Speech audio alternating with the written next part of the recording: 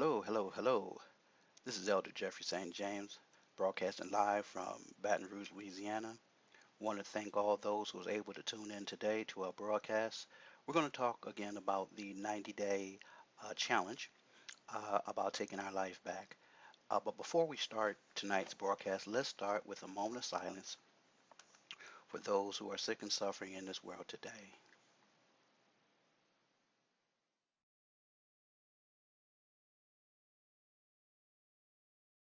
All right, all right, all right. Thanks again for tuning in.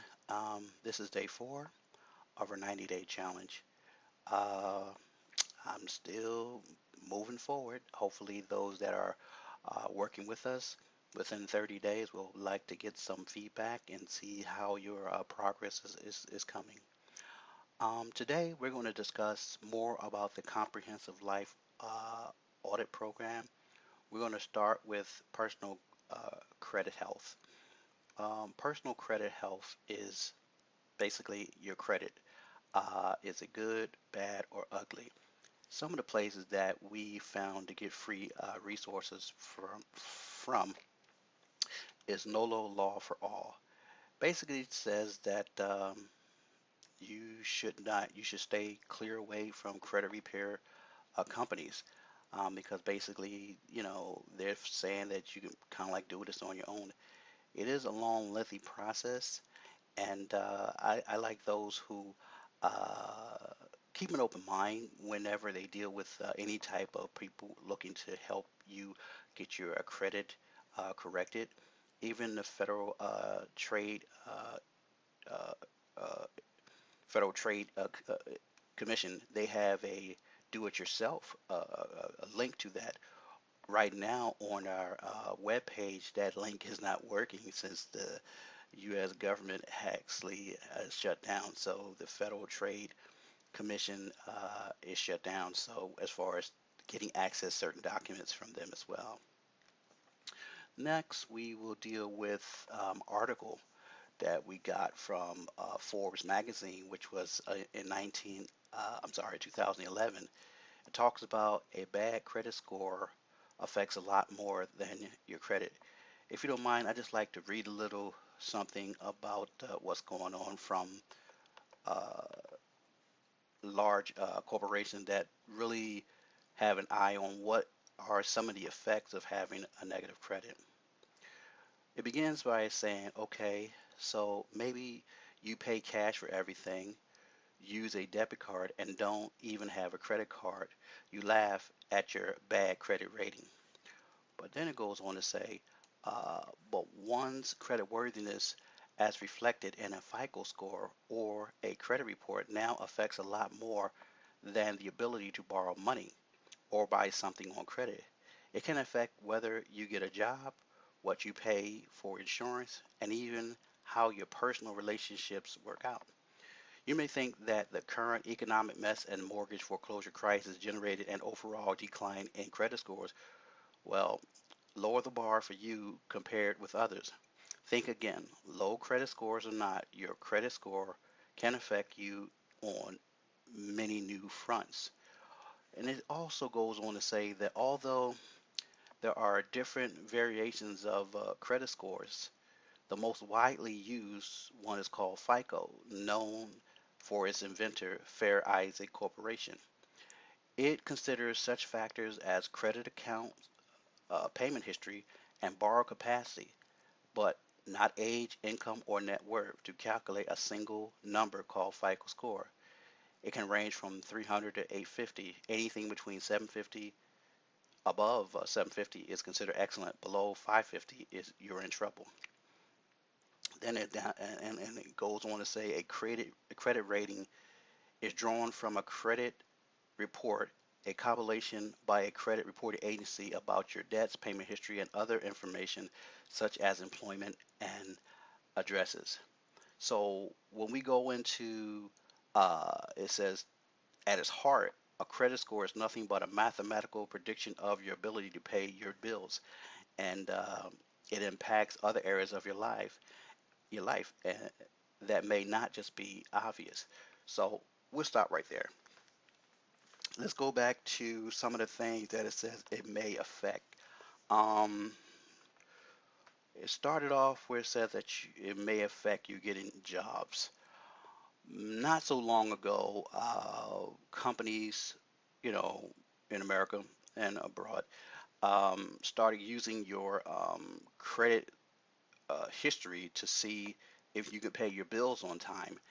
And I'm not sure if paying your bills on time has any inclination of a person showing up on work on time, but who knows the methodology of why they need a credit score to consider the risk factor regarding hiring you on a job, because you have people that have great credit and still do a lousy job on other things. So, you know, it's something that if you are looking at anything that could hinder you from moving forward, hey, try to work on getting your credit straight.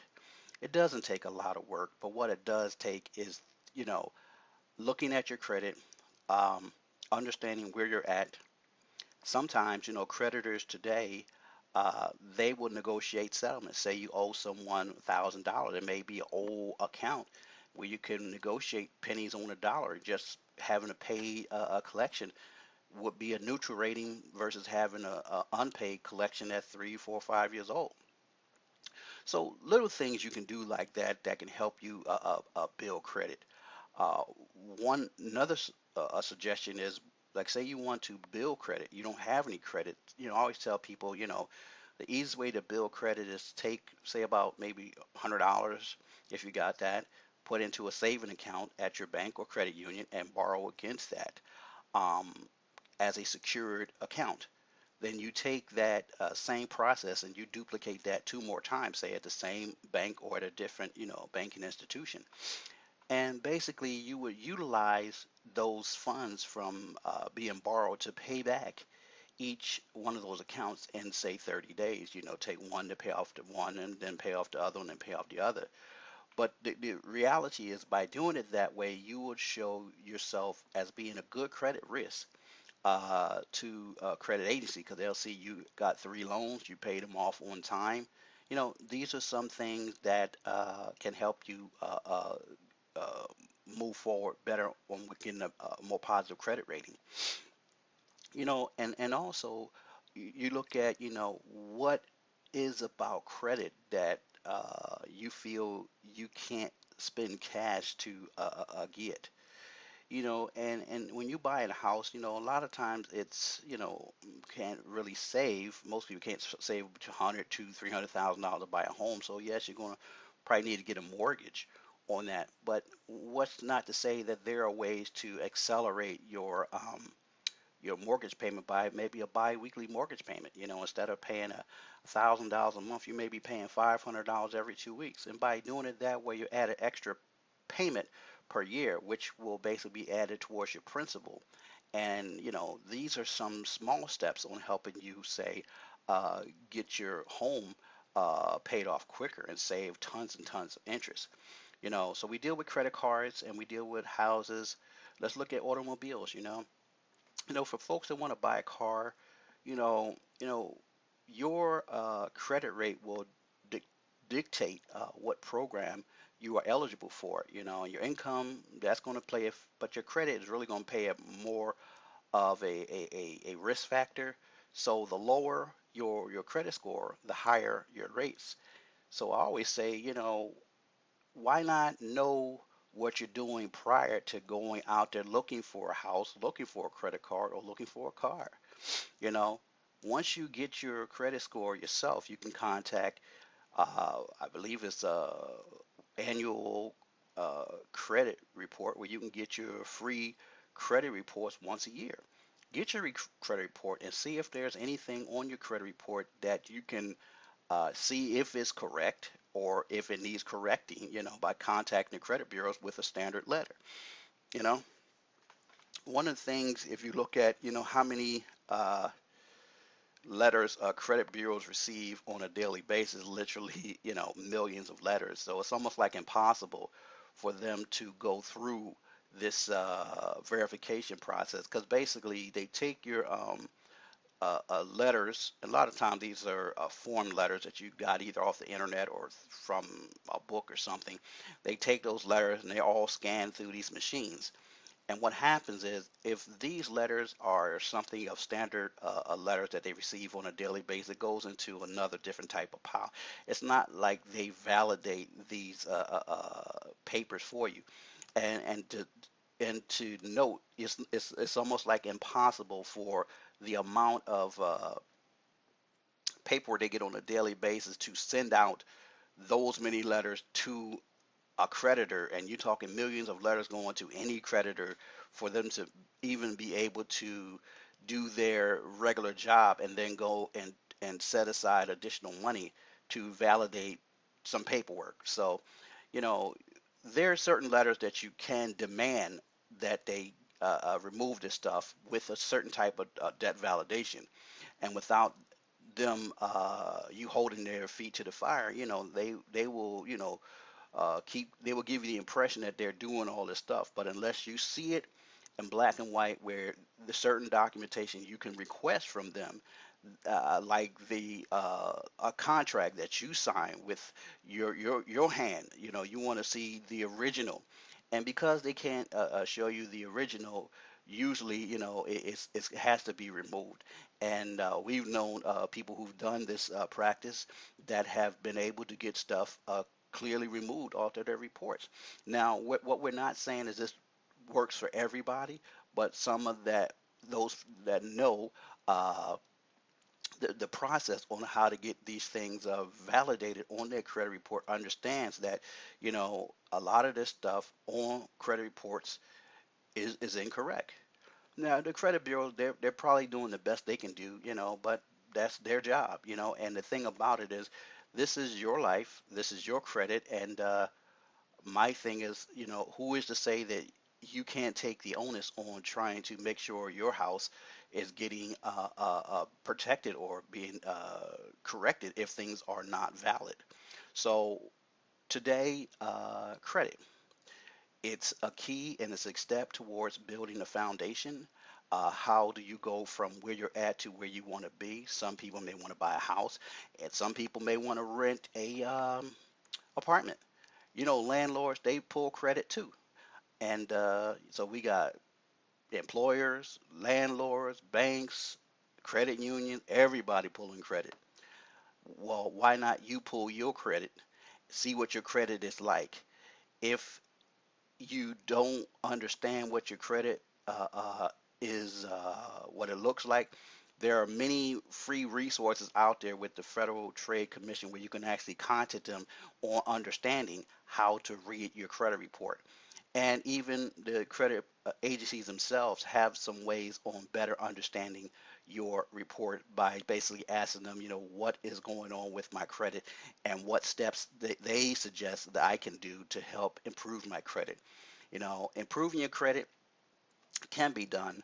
And what really makes your scores accelerate is by having more positive than negative. Because if you all got nothing but collections and charge off on your credit report, those things are going to bring your scores down. So the more positive that you have and the less negative will greatly increase your credit scores. So if your desire is to have, say, a real low credit card, a real low rate with a car loan, house loan, or get a better paying job or some lower insurance, you know, getting a good credit may be the key to all this. So today, I want to thank all those that came on as far as understanding that, today we're dealing with credit. Tomorrow we'll be dealing with probably debt management. But going forward, this will be a foundational approach to us taking a look in the mirror and saying, okay, what do I need to do to make my life balanced? And hopefully today, I shed some light, and some suggestions, and I pray that it was received in the honesty that it was given so that that, it's all about trying things, for the first time. Sometimes it's fearful, but understand this here, only guarantees we have are none. So, when people tell you they guarantee to do this and they guarantee to do that, understand this here. There are no guarantees in life. There's no guarantee that we'll be here tomorrow. but we're here right now. We're living in the presence, and we're giving all praise to the Creator who's given us, another day to be amongst the living. And we pray again for those that are out there that are in need of some help or in need of some guidance. We're here to help you build your get your house in order and taking your life back. This is day 4 of our 90-day challenge. I want to thank you all again. This is Elder Jeffrey St. James broadcasting live from Baton Rouge, Louisiana, and you guys have a wonderful, wonderful, wonderful night.